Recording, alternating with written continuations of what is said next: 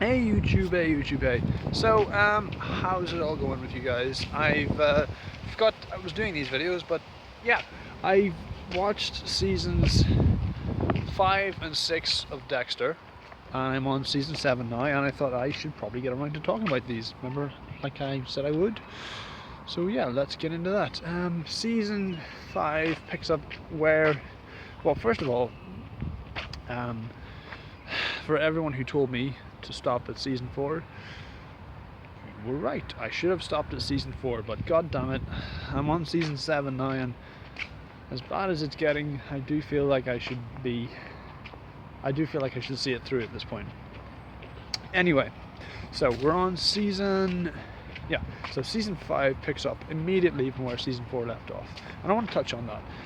Like, if it only ran for 4 seasons, and the last thing you know of this show, last scene is that of Harrison crying his eyes out on the bathroom floor, surrounded by his mother's blood, his murdered mother's blood.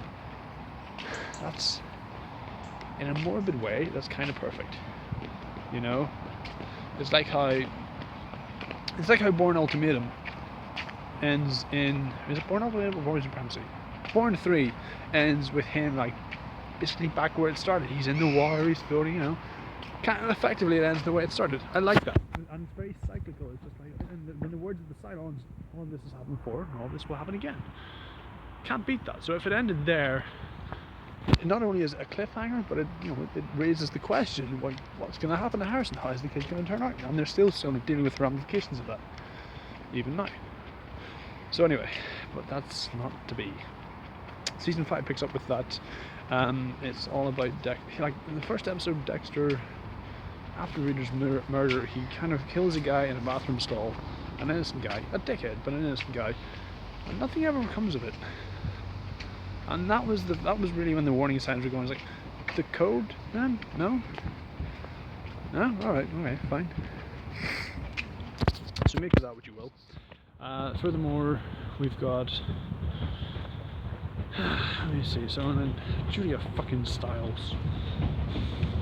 That's annoying. Also, there's a tree.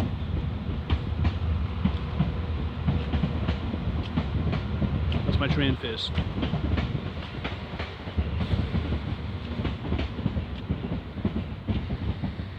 Anyway, train face. Julia fucking Stiles is in it. Yeah, Dexter rescues her as he's killing this other guy. This like guy who kills roadkill, but also murders women and puts them in barrels and throws them in the swamp. Dexter rescues her, ends up enlisting her through some Stockholm Syndrome storyline. They end up falling in love. They take down this Jordan Belfort type, played by freaking Johnny Lee Miller, who's not bad. I mean, he's been in better things, and he's not bad in this, but he's okay. Yeah, so they kill Johnny Lee Miller at the end, and then Deborah almost confronts him but doesn't. Anyway, just like Julia Stiles annoys me for most of the season, and then just when she stops annoying me, she leaves. It's like, for fuck's sake, Julia Stiles. Fucking Julia. That's what you get. That's what you get when you hire Julia Stiles. She's not the best. Like, as soon as I saw her, I was like, fucking Julia Stiles, really? Turns out, yes, fucking Julia Stiles. Furthermore, like, fucking RoboCop's in it, dude. Peter Weller, he's in it for a bit.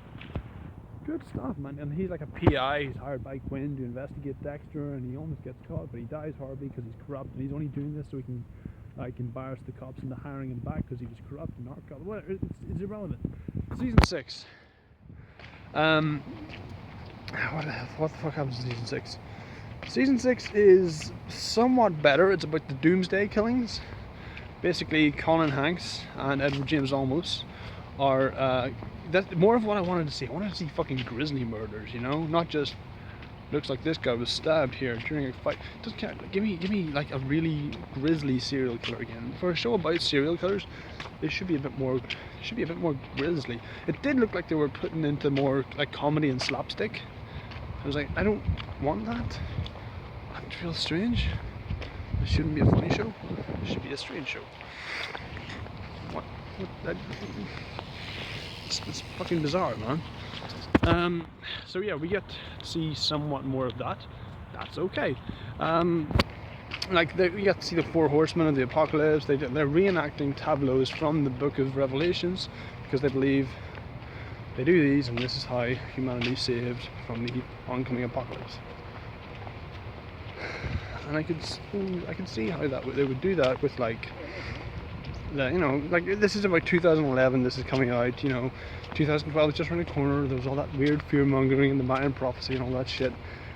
It's sort of topical, but it's kind of a lame ass storyline. He jogged. Kind of a lame ass storyline. Edward James Olmos, it's always good to see him in things, but he looks bored as fuck in every scene he's in. Turns out there's a reason for that. Colin Hanks does the best he's got with what he's got, but even he can't really save it. It's just, he's not bad. I like the theme of season 6.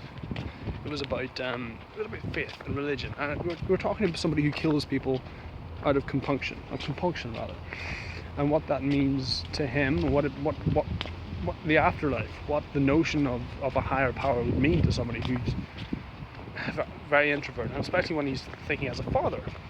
It's like he has a set of rules that he lives by to keep him on the straight path. It's not a religion, of course, but it is a set of guidelines. And there's I like that too. You've got the bad guys who are sort of carrying out, you know, acts of evil in the name of God, and you've got this other guy. One of the best things about that season was Mostaf, who plays a guy called Brother Sam, and it's nice to have somebody who's virtuous and religious in the show without actually, you know, just having it crammed down your face. I like that a lot. And then they fucking killed him. Anyway, and then Dexter goes on this weird road trip with his brother. I don't know. Ultimately, it ends with Dexter cornering and killing the Doomsday in the church. It gets pretty dark as it goes on. Certainly, I mean, there's an excellent twist involving Colin Hanks that I didn't see coming. So props for that. You know, props for originality there. But fuck me. Oh, it's windy again. There we go. I don't know, Dexter, like I said, I feel like at this point I should really just stick around and watch till season 8, but for everything that they get right, they get a lot of shit worse. Like, oh my god, season 6 features this weird subplot where Deborah's therapist implies that she's in love with Dexter. And then as that goes on, she realizes she is in love with Dexter, and it's just fucking just bad storyline. I can't just to see her fantasizing about kissing Dexter and sort of having her make goo goo eyes to him. It ends with her watching him murder Colin Hanks on the altar, and that's it. This great sort of secret side cliffhanger.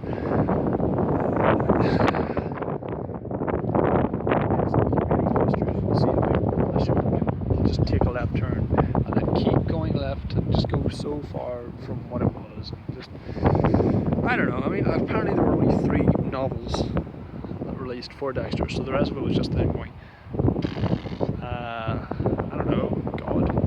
Anyway, that's bullshit. So if you like this viz, please click like, subscribe, view, share, and all the usual jazz. And I'll see you when I see you, YouTube. And fuck, yeah. Again, you were right. Stop at season 4. I'm gonna say that to everybody else. Stop at season 4. Like when people, whenever people ask me about Supernatural, I'm like, stop like season 6. You know? Because after that, they just sort of lost the plot. Yeah, Dexter, stop at season 4. You're absolutely fucking right. All the best.